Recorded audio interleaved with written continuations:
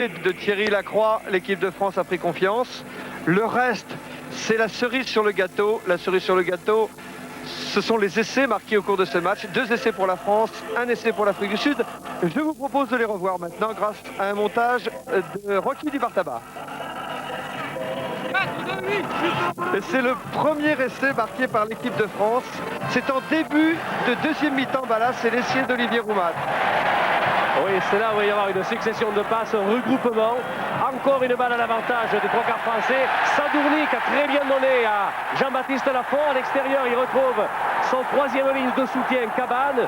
Lequel Cabane se débat au sol et Roumat profite de l'opportunité pour marquer cet essai.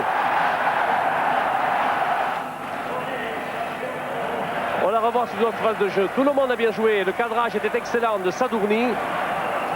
Lafont qui lui s'engage, mort, mange du terrain, redresse sa course pour fixer la défense adverse. Et Cabane, alors lui, il en a fixé 3 à lui seul. Vous les voyez au sol, les 3. Il se retourne pour offrir la balle à un partenaire. Et Roumat n'a pas laissé passer l'occasion, aidé en cela par ses équipiers. Et puis il y a un moment de relâchement des Bleus. Et les Verts en profitent pour marquer l'essai de Danny Gerber.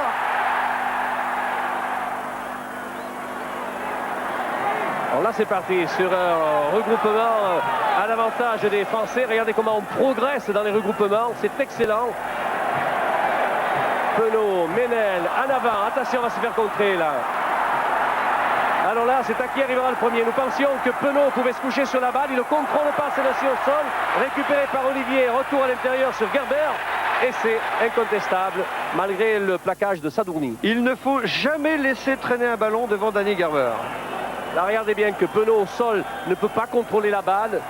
Elle lui passe dans le dos, récupérée par Olivier. Sadourny va arriver pour plaquer Gerber, mais il est bousculé. Il est mis en position d'infériorité, c'est vrai. Et puis c'est le feu d'artifice. Tout en fin de match, à la fin du temps réglementaire, l'essai de Penaud. Un Cessillon, Weber, et puis ici un regroupement. Et sur ce regroupement, la balle va revenir dans les bras du demi-de-mêlée français. Penaud, crochet intérieur, crochet extérieur. Et il s'arrache sur les 5 derniers mètres pour marquer cet essai. On revoit cette phase de jeu. Weber, Penaud, regardez le crochet intérieur, crochet extérieur. Il laisse tout le monde sur place. Et là, il fait ce qu'il faut. Et bien voilà, 2 essais à 1 pour une victoire historique. Enfin, le signe indien.